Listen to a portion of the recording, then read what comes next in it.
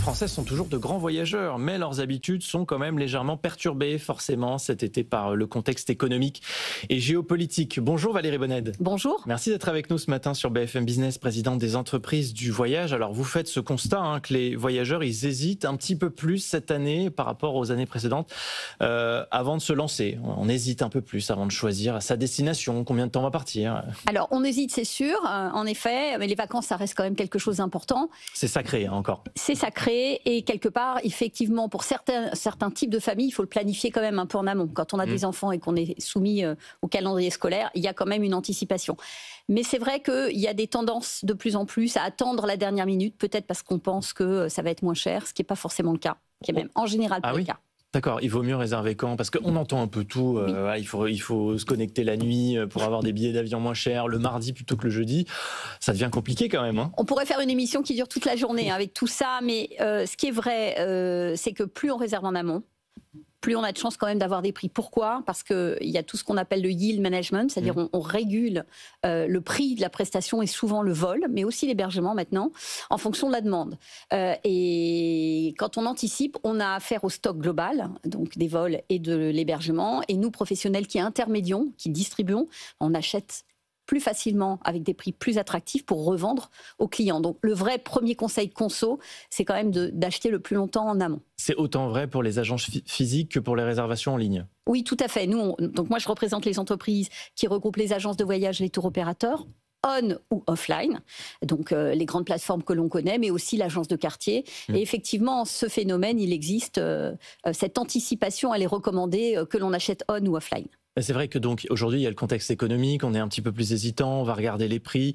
Il y a aussi une offre qui est de plus en plus développée et donc on a plus de choix. On va peut-être prendre davantage de temps à comparer les offres. Oui, nos clients qui viennent ou qui vont sur les sites maintenant en agence, en général, ont été sur pas mal de plateformes, ont regardé plein de choses, sont parfois un peu perdus justement parce que dans notre secteur, c'est vrai que le critère de prix est important, mais on a quand même du mal à s'y retrouver, je suis d'accord avec vous, on essaie de faire des efforts, tout ça est dû au yield, à la façon dont sont affichés les prix aussi.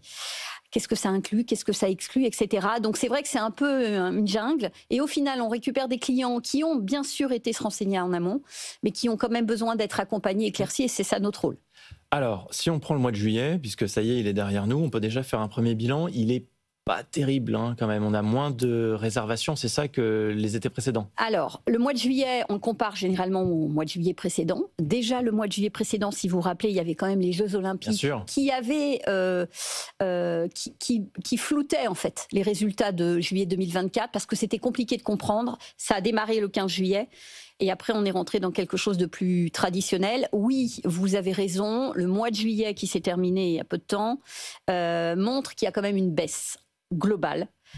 Chez nous, elle est à peu près de 5% par rapport à l'année dernière. Nous, ça veut dire les agences de voyage, l'intermédiation, sachant que nous vendons pour moitié la France, pour moitié l'étranger, contrairement à ce qu'on peut avoir en tête.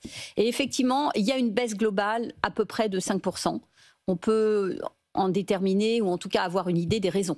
Les dépenses, quand même, elles se maintiennent. Ça veut dire que, une des interprétations possibles, c'est qu'il y a moins de personnes qui partent, mais les personnes qui partent sont celles qui ont du pouvoir d'achat et donc qui continuent de dépenser.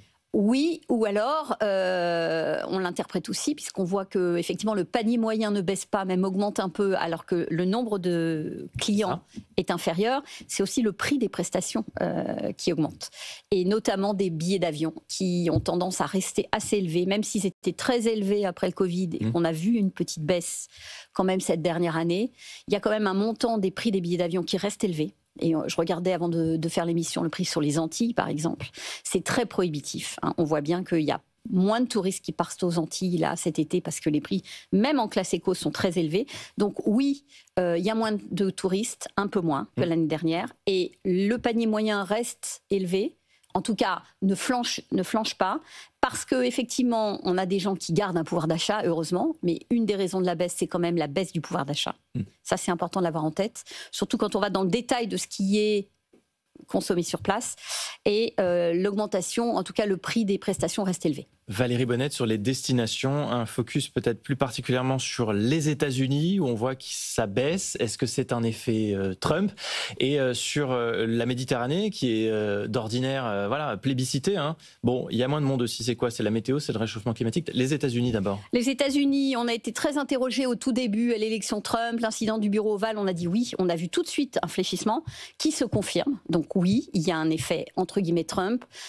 Après on va pas dire ça pendant 5 ans, mais oui, il y a moins 20%, en tout cas dans nos chiffres, moins 20% de fréquentation à date par rapport à l'année dernière. Donc clairement, les États-Unis ont pâti ou pâtissent de leur image, on va dire, globale.